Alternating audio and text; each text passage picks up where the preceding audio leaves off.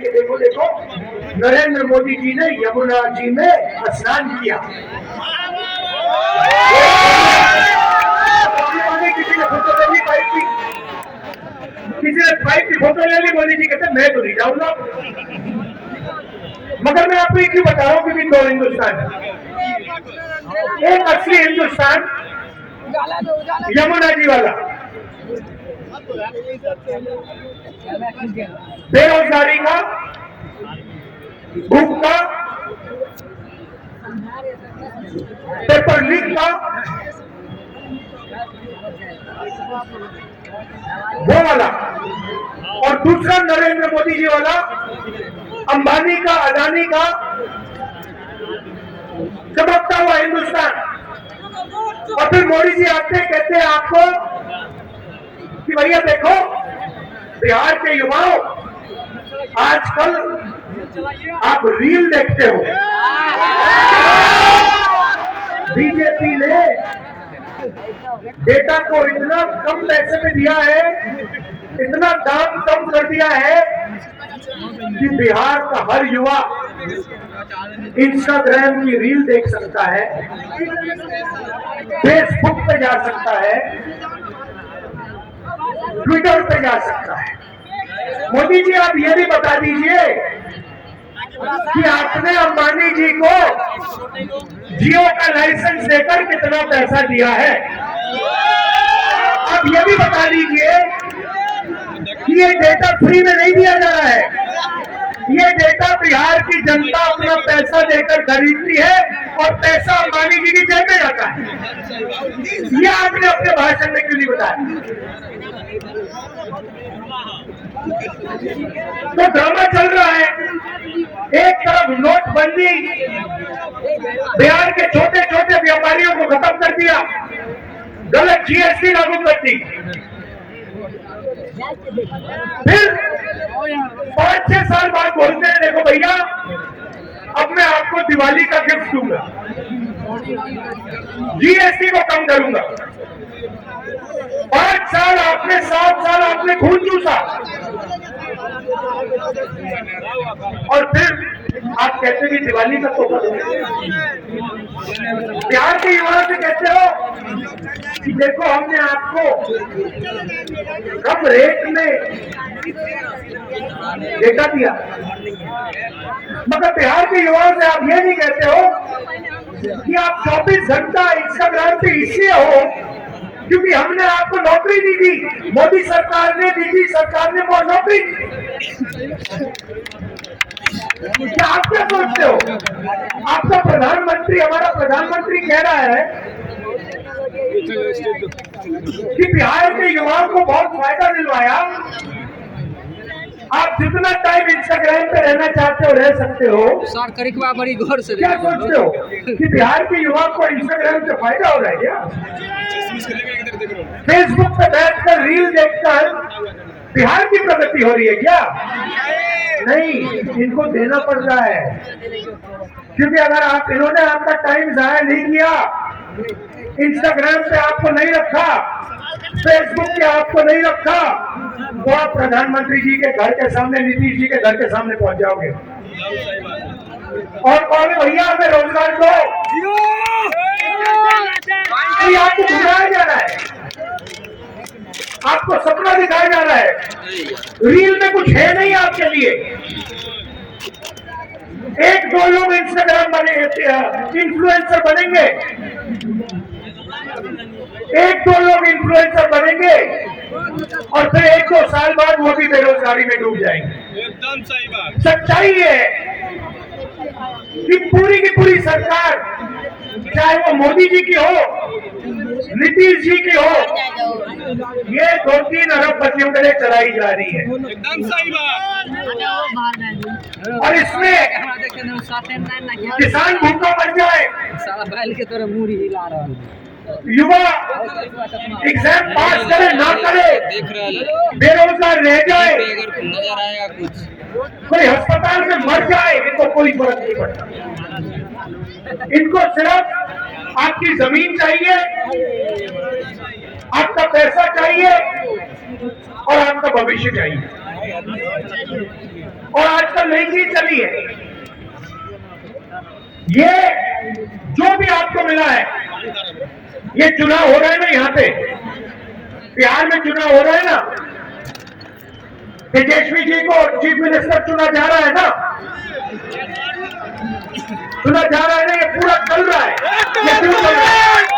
ये इसके कारण चल रहा है, ये संविधान के कारण चल रहा है। इसके पहले, संविधान के पहले यहाँ कोई चुनाव नहीं होते थे, यहाँ पे कोई भाषण नहीं होते थे, यहाँ पे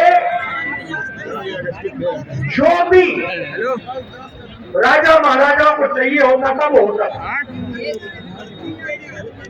आगे उनको किसी की जमीन चाहिए, जमीन ले लेते थे। ये पूरा का पूरा ढांचा जो हिंदुस्तान में बना है, लोकतंत्र का ढांचा, ये अंबेडकर जी, गांधी जी के संविधान के कारण बना है। आप मत सोचिए ठीक है, देखो। आरएसएस और बीजेपी इस पर आक्रमण कर रहा है। जब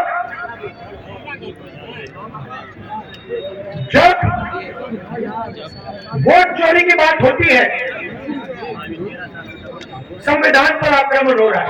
वोट चोर गद्दी चोर। आपका वोट छीना जा रहा है। क्यों छीना जा रहा है मैं आपको बताता हूं। क्योंकि ये आपकी आवाज को दबाना चाहते हैं। ये पिछड़ों की आवाज, दलितों की आवाज, ईबीसी की आवाज, माइनॉरिटीज की आवाज, गरीब जनरल कास्ट, किसान मजदूर की आवाज को दबाना चाहते हैं। ये एक बार फिर आजादी के पहले समय में जाना चाहते हैं। 2-3 लोग चलाए देश को, देश को चलाए, जनता देखती रहे, जो इनके मन में आए ये करे। अगर 100 करोड़ की शादी करनी है तो 100 करोड़ की करे, 1000 करोड़ की करनी है तो 1000 करोड़ की करे। मैं आपसे पूछना चाहता हूं, अंबानी की शादी हुई? देखी आपने? देखी ना? नरेंद्र मोदी गया था? राहुल गांधी गया? क्यों नहीं? राहुल गांधी क्यों नहीं गया? नरेंद्र मोदी क्यों गया?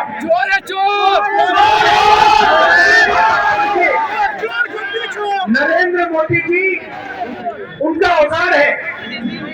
आप मत सोचिए कि नरेंद्र मोदी जी आपके चुने हुए प्रधानमंत्री हैं। नहीं, नरेंद्र मोदी जी अंबानी अदानी के औजार हैं।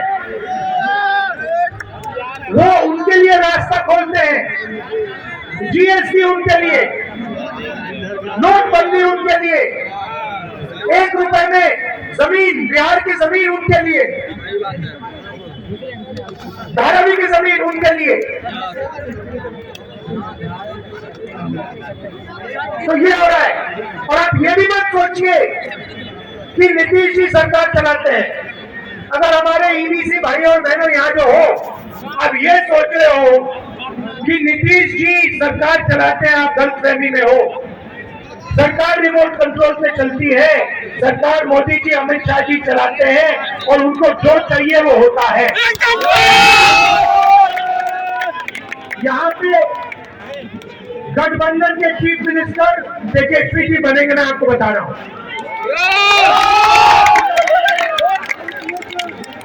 और जो सरकार बनेगी, महागठबंधन की सरकार जो बनेगी, यह आप अच्छी तरह सुनिए, ये हर जात की, हर धर्म की सरकार होगी। इसमें हर जात के लिए, हर धर्म के लिए जगह होगी और इज्जत होगी। चाहे ईबीसी हो, पिछड़ा वर्ग हो, दलित हो, महादलित हो, माइनॉरिटी हो, गरीब जनरल कास्ट के लोग हो, ये सबकी सरकार बनेगी। और इसका काम बिहार को एक बार फिर विकास की पटरी पर लाने का होगा। हमने अति पिछड़ों के लिए, ईबीसी वर्ग के लिए हमने सेक्शन मैनिफेस्टो बनाया है। हमारी गारंटी है, उसे हम पूरा करके लागू करके दिखाएंगे। बिहार पहले सिर्फ हिंदुस्तान का सेंटर नहीं हुआ करता था। आपने देखा होगा जापान से, कोरिया से, सिंगापुर से, चाइना से टूरिस्ट आते हैं। देखा आपने? बिहार में देखा आपने? आते क्यों आते हैं? क्योंकि इनका जो धर्म है वो आपने दिया है। बुद्ध भगवान ने इनका धर्म इनको दिया है, बिहार ने इनका धर्म इनको दिया, इसलिए यहाँ से। एक समय हुआ करता था जब दुनिया की सबसे बेहतर यूनिवर्सिटी नालंदा यूनिवर्सिटी बिहार में हुआ। पूरी दुनिया से लोग आते थे, जापान से, चाइना से, यूरोप से आते थे, बिहार में आते थे। ये हमारा लक्ष्य है कि अब एक बार फिर बिहार सिर्फ हिंदुस्तान का सेंटर नहीं बने, बिहार इंटरनेशनल सेंटर बने। आजकल आप फोन देखते हो, कैमरा देखते हो, शर्ट पैंट देखते हो, उसके पीछे लिखा है मेड इन चाइना। देखा आपने? हम चाहते हैं कि मेड इन बिहार उन शर्ट के पीछे, कैमरा के पीछे, सेल फोन के पीछे लिखा। ये काम ना नीतीश जी कर सकते हैं, ना मोदी जी कर सकते हैं। मोदी जी तो ट्रंप से करते हैं, मोदी जी तो ट्रंप से करते हैं। 50 बार अमेरिका के राष्ट्रपति ने बोला है कि मैंने नरेंद्र मोदी को डराकर ऑपरेशन सिंदूर बंद कराया। 50 बार बोला है। नरेंद्र मोदी के मुंह से चू तक नहीं निकला। उनका अपमान हर रोज कम कर रहा है, हर रोज अलग अलग देश में जाकर वो उसका अपमान कर रहा है। कहता है कि नरेंद्र मोदी में दम नहीं है, नरेंद्र मोदी को सामने अपने सामने मैंने झुका दिया। नरेंद्र मोदी के मुंह से चू तक नहीं निकलती। नरेंद्र मोदी जी ने एक बार यह नहीं कहा कि डोनाल्ड ट्रंप उल्टी सीधी बात कर रहा है, झूठ बोल रहा है। ऐसा आदमी बिहार में विकास कभी नहीं ला सकता, जिसमें इतनी शक्ति नहीं है कि अमेरिका के राष्ट्रपति को कह दे कि भैया आप झूठ बोल रहे हो। मुंह पे आकर जो नहीं कह सकता है वो बिहार में कुछ नहीं कर सकता। 1971 के बांग्लादेश लड़ाई में इंदिरा गांधी ने कह दिया था अमेरिका के राष्ट्रपति से, साफ कह दिया था, हम तुमसे नहीं डरते। प्रधानमंत्री का वो मतलब होता है। 50 बार डोनाल्ड ट्रंप ने कहा है कि भैया नरेंद्र मोदी को तो मैंने डरा दिया। 50 बार, एक बार नहीं, 2 बार नहीं, और बोला फिर से कि मैंने नरेंद्र मोदी को फोन लगाया और कहा कि भैया ऑपरेशन सिंदूर को रोको, और ऑपरेशन सिंदूर रुक गया। उसने बोला है 50 बार। हमारी सेना के बारे में बोल रहा है, हमारी वायु सेना के बारे में बोल रहा है, और हमारे प्रधानमंत्री ये नहीं कह सकते हैं कि नहीं ये सच नहीं है, तुम झूठ बोल रहे हो। तब नहीं है। मैं चैलेंज करता हूं नरेंद्र मोदी को कि आप जब बिहार आए कह दे कि डोनाल्ड ट्रंप झूठ बोल रहा है। चैलेंज करता हूं, नहीं कर सकता, तब नहीं है। बिहार को नहीं बदल सकते। इसीलिए भाई और बहनों, वोट चोरी को रोकना है, वोट चोरी को रोकना है। अपना वोट डालो। अगर पोलिंग बूथ में बीजेपी के लोगों ने वोट चोरी करने की कोशिश की तो उनको पकड़ो और उनको रोको। महाराष्ट्र का चुनाव इन्होंने चोरी किया है, हरियाणा का चुनाव इन्होंने चोरी किया है, और ये बिहार का चुनाव चोरी करने की कोशिश कर रहे हैं। हम सबको मिलकर ये चोरी रोकनी है, संविधान की रक्षा करनी है, अम्बेडकर जी के संविधान की रक्षा करनी है। और भाई और बहनों, हमारा लक्ष्य है कि अगले 10 साल में बिहार में सबसे अच्छे कॉलेजेस, यूनिवर्सिटी और स्कूल खोले, कि आपको शिक्षा के लिए बाकी प्रदेशों में नहीं जाना पड़े। ये जो पेपर लीक की जो कहानी है